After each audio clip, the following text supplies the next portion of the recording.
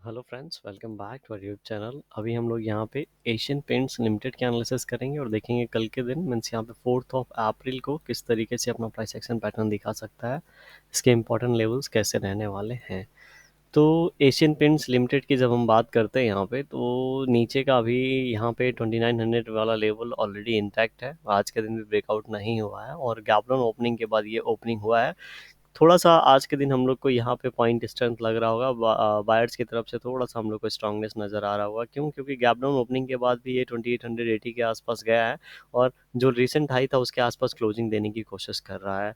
तो यहाँ पे ये हमारे लिए एक स्ट्रेंथ का पॉइंट चल रहा है, लेकिन जब तक ये इसका ब्रेकआउट सक्सेसफुल हुआ नहीं है, तो इसीलिए जब तक 2900 के ऊपर निकल नहीं जाता तब तक हम लोग इसको एक बहुत ही अच्छा बाइंग सिग्नल नहीं मान सकते हैं।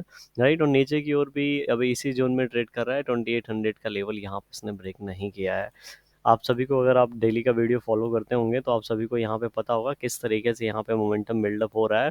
प्लस मंथली टाइम फ्रेम पे मैंने आपको शेयर किया था कि यहाँ पे जिस तरह से लास्ट टाइम दो कैंडल बना हुआ था छोटा छोटा, और इस बार भी एक छोटा कैंडल बना है, तो एटलीस्ट जो लास्ट मंथ का कैंडल का हाई है वो ब्रेकआउट होने देंगे एंड उसके बाद कुछ यहाँ पे लेके चलेंगे तो वेल एंड गुड है। क्योंकि हमें पता है छोटा कैंडल बना है, अगर यहाँ पे इस कैंडल के हाई पे बाई होता है, यहाँ पे लो रहता है, तो ये बहुत ही छोटा सा एसएल के साथ हम लोग बहुत ही बड़े प्लानिंग कर सकते हैं ऊपर अच्छे प्रॉफिट की। ठीक है, नो डाउट यहाँ पे इस लेवल के आसपास आने के बाद देखा गया है कि यहाँ से आने के बाद ये ऊपर क्यों निकल गया है और ये इन लेवल्स को टच किया है, लेकिन यहाँ पे कुछ क्वांटिटी हम लोग एंटर कर सकते हैं। बाकी क्वांटिटी जब W type pattern weekly time frame पे देखने को मिले तब एंटर कर सकते हैं, और इन ट्रेंड लाइन को जब यहाँ पे ऐड करते हैं, जब यहाँ पे ब्रेकआउट मिले तब ऐड कर सकते हैं।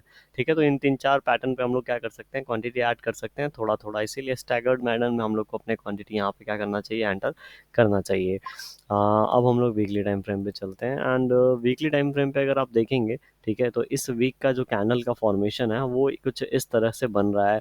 लेकिन एट लास्ट जब यहाँ पे फ्राइडे को क्लोजिंग हो, तो अगर ये स्ट्रॉन्ग क्लोज दे दे 2900 के ऊपर, देख रहे हैं 2900 के ऊपर अगर ये स्ट्रॉन्ग क्लोजिंग दे देता है, तो एक बहुत ही अच्छा इंडिकेशन होगा।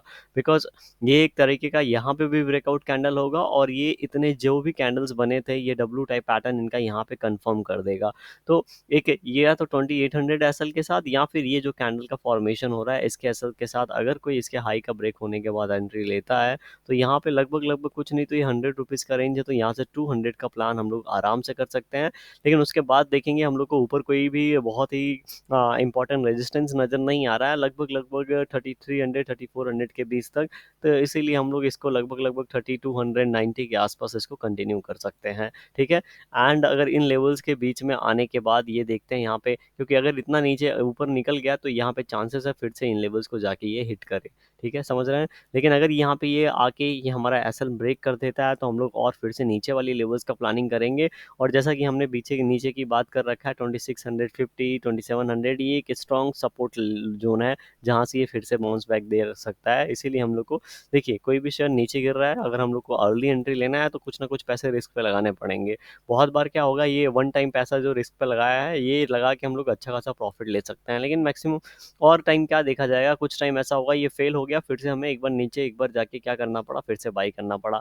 लेकिन अगर आप लॉन्गर रन के बारे में अगर सोचते होंगे, आपका प्लानिंग होता होगा कि अगर एशियन पेंट्स बहुत ही अच्छा शेयर है और हमें थोड़ा थोड़ा करके उठाना है और लंबे समय के बारे में सोचना है, तो देखिए यहाँ पे लगता है ये यहाँ से निकल जाएगा, तो कुछ क्वांटिटी यहाँ पे उठा लिया। ठीक है, अगर मान लेते हैं फिर से इसको ब्रेक कर देता है और 2600 के आसपास आता है, तो फिर से यहाँ पे कुछ क्वांटिटी उठा लिया, क्योंकि हम सभी को पता है कि एशियन पेंट के जो फंडामेंटल्स है वो स्ट्रांग है, अच्छे हैं। कहीं ना कहीं थोड़े बहुत शॉर्ट टर्म में ऊपर नीचे होते होंगे, लेकिन लॉन्ग टर्म में बहुत अच्छे हैं। ठीक है, आप सभी को पता है।